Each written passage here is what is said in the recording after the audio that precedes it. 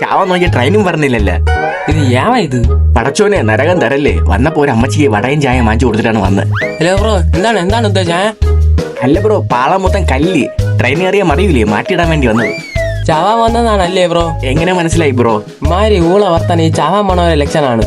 Train കയറി ചത്തോളാം, ഊക്കി കൊല്ലണ്ട. Bro ഇപ്പൊ ഒന്നും ട്രെയിൻ വരൂല, എന്തിനു വെറുതെ വെയിലത്തിരുന്ന് കറക്കണേ? ചാവാനാണ് പോണത്. ഇനി കറുത്ത എന്ത് വെളുത്ത എന്ത്? ബ്രോ രാവിലെ ന്യൂസ് ഒന്നും കണ്ടില്ലായിരുന്ന? പിന്നെ ചാവാൻ പോയ ഞാൻ രാവിലെ ആയിട്ട് ന്യൂസും കണ്ട് കുത്ത് ഡാൻസും കണ്ട് സ്റ്റെപ്പ് വിട്ടിട്ടൊക്കെ വന്നിരിക്കുന്നത്. ബ്രോ ടെൻഷൻ ആക്കരുത്, പീസ്ഫുൾ ആയിട്ടൊന്ന് ചാവണം എനിക്ക്.